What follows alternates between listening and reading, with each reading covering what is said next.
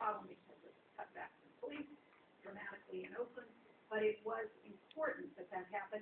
And similarly important, they used the funds for the benefit of the truckers. Convinced the Cal EPA and the board of the Air Resources Board supported $22 million program for retrofitting and in some cases replacing those old trucks that were causing the problem. They're hoping to see an estimated 85% of reduction in emissions near the port.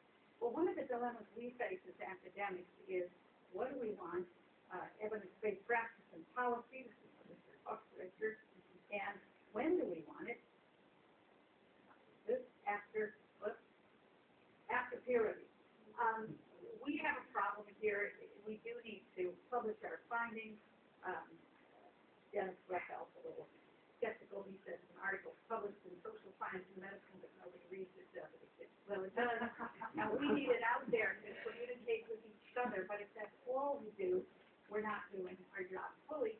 And I have to ask, as somebody who was involved in this article on West Oakland that just came out in Social Science and Medicine last year, what made the most difference? That article or this one in Oprah Magazine about our key community partners, talking about the same story, but doing it in a way that it was going to reach millions of people. What's Carl Environmental Action? I'm not going to talk about except to say that their partnership with Columbia has from the beginning, and again, this is about a 17-year-old project.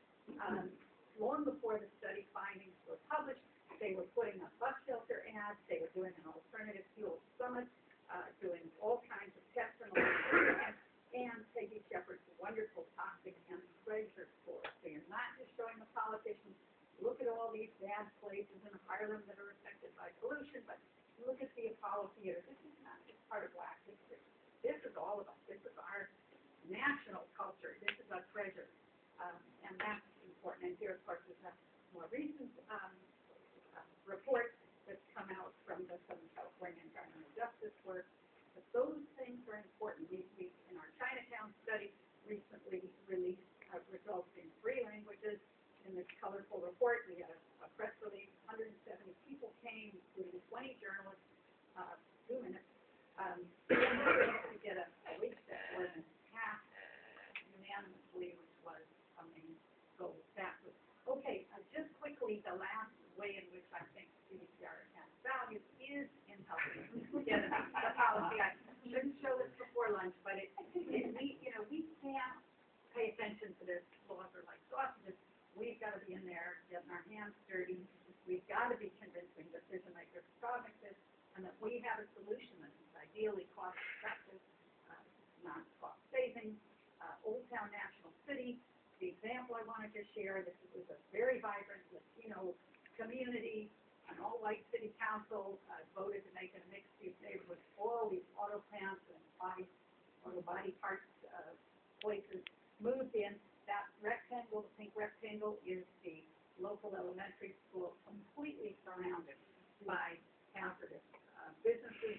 And the truck driving school is right opposite the elementary school. It literally the trucks drive in, practice parking, idling, turning during school hours. It's just unbelievable. Well, they did a combination of in-house research. They did very nice GIS mapping that they could use to show how heavily impacted their community was by the toxic emissions. They partnered with USC, where they got good data on things like the exposure, the diesel exposure, and the effect on lung development of kids. And the USC folks very kindly did data gathering for local communities on their particular exposures that they could use in making the case. But they also trained Chromosaurus to do community surveys and to do tracking. They got a lot of media advocacy. They did wonderful work in the hearing room. And they've been given a lot of the credit for the passage of 3 things, most recently a specific plan relocating those troublesome businesses out of the community. Okay, let me end by just saying that the value added for pollution research, I think Rachel puts it well when she says the 3 R's, research, relevance, reach, and rigor, are all improved. Transparency certainly is improved, and we translate the findings not only into distributive justice, but also procedural justice, which I I define as getting people to the table and letting them stay at the table, influencing the decisions that affect their lives. You can read this quote from Charles Lee at a later time, but I want to end with this one from Frank Rose, a dear community partner. I don't think outside the box, I think outside the warehouse. That's what we need to do in this time of